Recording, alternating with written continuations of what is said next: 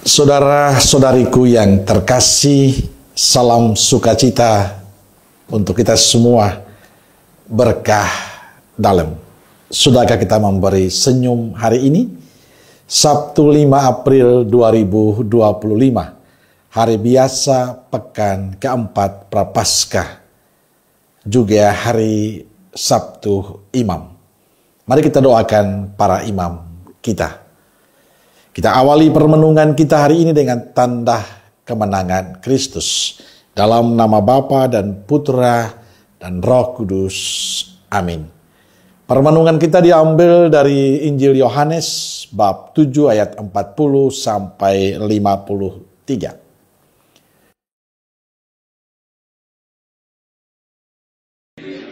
Beberapa orang di antara orang banyak yang mendengarkan perkataan-perkataan itu berkata, "Dia ini benar-benar nabi yang akan datang." Yang lain berkata, "Ya, ini Mesias." Tetapi yang lain lagi berkata, "Bukan, Mesias tidak datang dari Galilea. Karena kitab suci mengatakan bahwa Mesias berasal dari keturunan Daud dan dari kampung Betlehem, tempat Daud dahulu tinggal."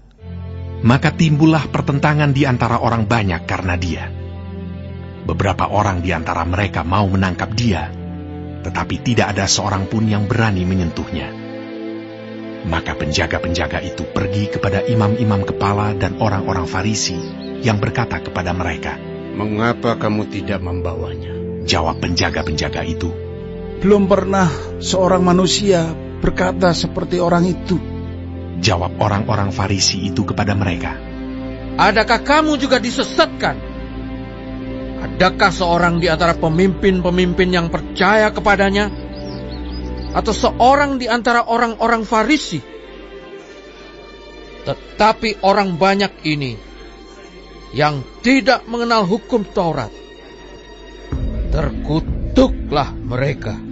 Nikodemus, seorang dari mereka yang dahulu telah datang kepadanya, berkata kepada mereka, "Apakah hukum Taurat kita menghukum seseorang sebelum ia didengar dan sebelum orang mengetahui apa yang telah dibuatnya?"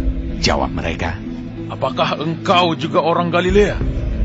Selidikilah kitab suci, dan engkau akan tahu bahwa tidak ada nabi yang datang dari Galilea." Lalu mereka pulang, masing-masing ke rumahnya. Saudara-saudariku terkasih, Yesus pribadi yang sangat istimewa, menarik perhatian banyak orang, dan yang sangat mengagumi. Semua yang dilakukannya menjadi daya tarik banyak orang. Namun sayang, banyak juga yang belum beriman kepada Yesus. Tapi juga banyak yang menjadi tersinggung karena karya dan pelayanan Yesus. Sehingga mereka dengan mudah menghakimi Yesus, bahkan mau menangkap dan membunuhnya.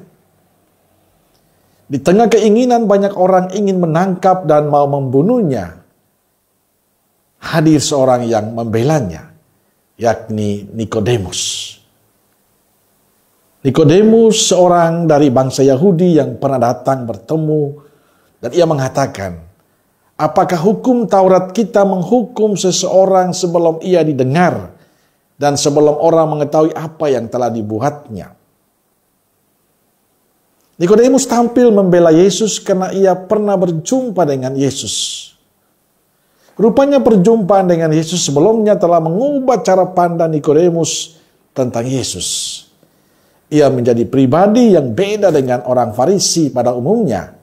Ia lebih tenang, ia tidak mudah menghakimi seperti orang Yahudi lainnya. Perjumpaan mengubah cara pandang seseorang. Dan itulah yang dialami oleh Nikodemus yang diceritakan dalam Injil hari ini. Mengapa orang Farisi dan para ahli Taurat ingin menangkap dan membunuh Yesus? Karena mereka iri akan keberhasilan Yesus. Iri akan kuasa yang dimiliki oleh Yesus. Iri karena banyak orang mendengarkan Yesus dan mencari apa yang disampaikan Yesus. Dan itulah yang menjadi bahan permenungan kita hari ini. Injil mengingatkan kepada kita semua untuk jaga hati kita. Kita diingatkan untuk membersihkan hati kita dari rasa iri, cemburu, prasangka buruk, menuduh atau menghakimi orang lain. Karena itu akan membuat kita jauh dari Tuhan. Orang Farisi, para Taurat jauh dari Tuhan. Karena mereka iri hati pada Yesus. Karena mereka mudah menghakimi Yesus. Orang yang iri, orang yang dikuasai oleh kecemburuan, prasangka yang buruk, hidupnya semakin hari semakin jauh dari Tuhan. Dan itu membuat kita tidak bertindak seperti apa yang dikehendaki Tuhan. Membuat kita semakin berperilaku negatif. Karena itu kita perlu lebih dekat dengan Tuhan. Kita perlu lebih sering berjumpa dengan Tuhan dalam doa-doa kita. Dalam permenungan-permenungan kita. Nikodemus bisa menerima Yesus karena ia pernah mengalami perjumpaan dengan Yesus. Dan perjumpaan itu merubah hidupnya, pandangannya, cara hidupnya. Kita pun bisa untuk itu. Kuncinya adalah kalau kita selalu ingin berjumpa dengan Tuhan. Kalau kita ingin selalu bertemu dengan Tuhan.